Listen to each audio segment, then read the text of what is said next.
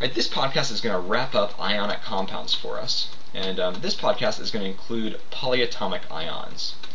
Alright, so polyatomic ions are simply groups of ions, and it's really groups of nonmetals that form a cohesive ion. Okay, so it's not just sulfide or oxide. So these end, okay, so we're not talking about binary compounds anymore, but we're talking about typically ternary is the name for it, if we have more than two things.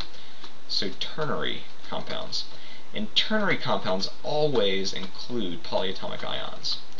So ternary compounds have polyatomics as part of their formula. Alright, so more than two is ternary. And these typically do not end in "ide."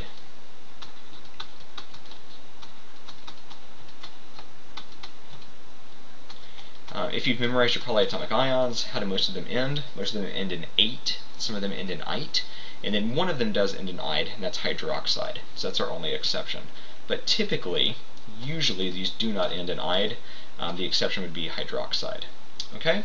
So as we jump over here, I already have some written. And you can notice, as you look at this, we have Fe, that's one element, we have N, that's another element, O is another element, so it's not binary anymore, it's ternary. Okay? So we would expect them not to end in "ide". So as far as this one goes, as we look at this, first thing we're going to write is iron. Alright?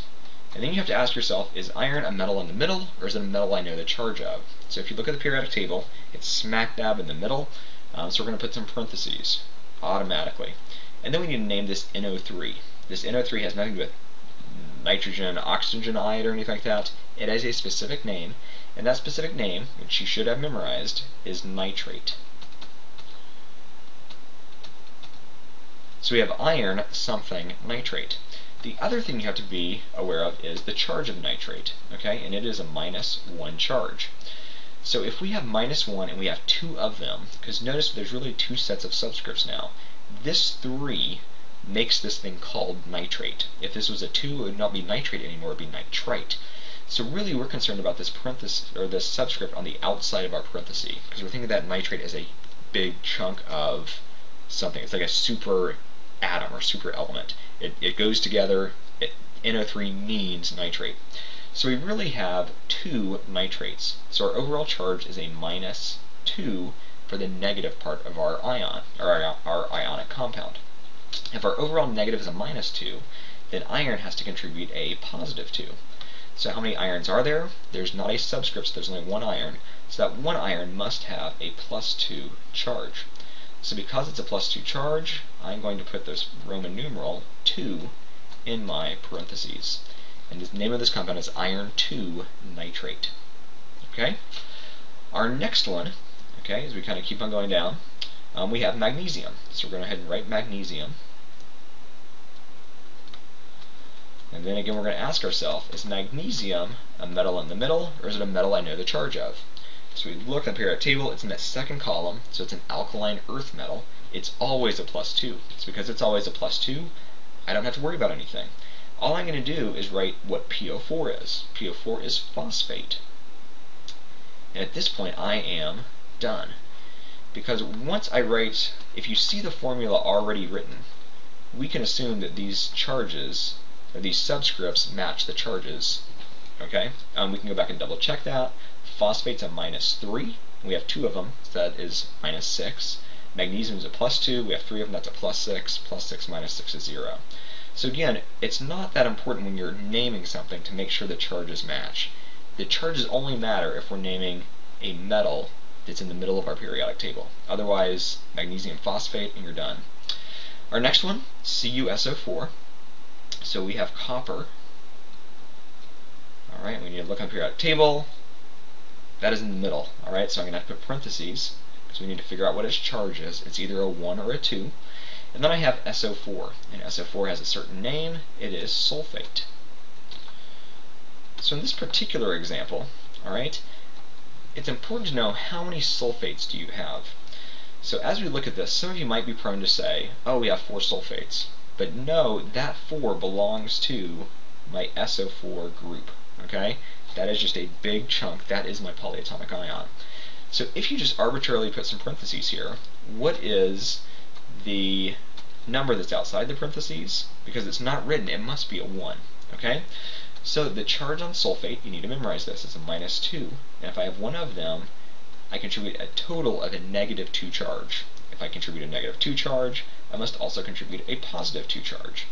Because I only have one copper, notice there's not a subscript, the charge on this copper must be a +2. Alright, because it's a +2, what do I write in the parentheses? I write the Roman numeral 2, because the Roman numeral tells me the charge on my metal.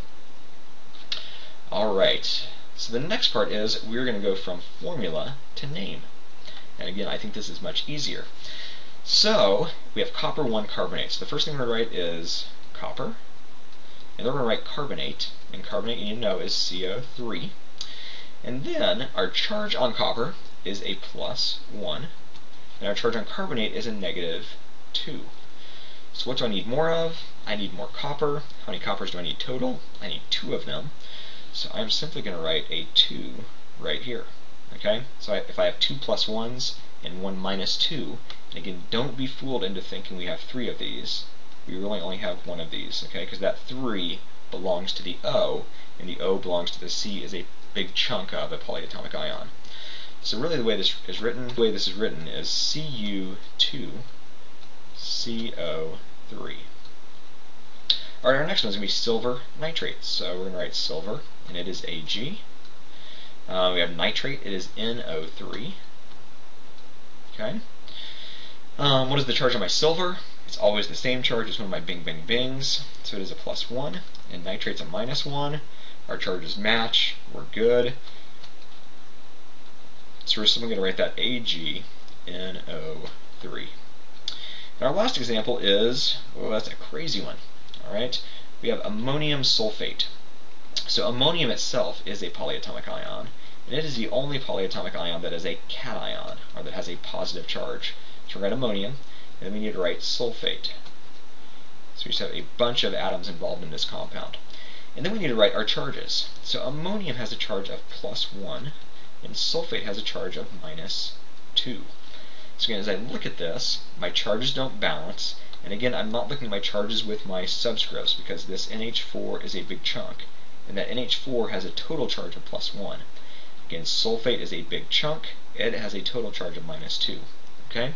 So I need, if I have a -2 charge and a +1 charge, I need more positive charge. How many do I need? I need a total of +2.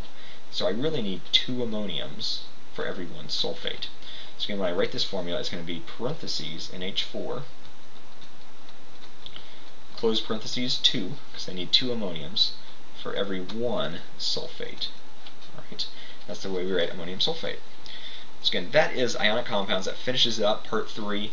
If we throw in polyatomic ions, if we have polyatomic ions, we're no longer talking about binary compounds. They typically don't end in "ide." Notice these ended in 8, 8, and 8 up here on the top. And all of our examples at the bottom ended in 8 as well. So don't expect an "ide" ending if you have a polyatomic ion. You have to know polyatomic ions, their formulas, and their charges, and their names.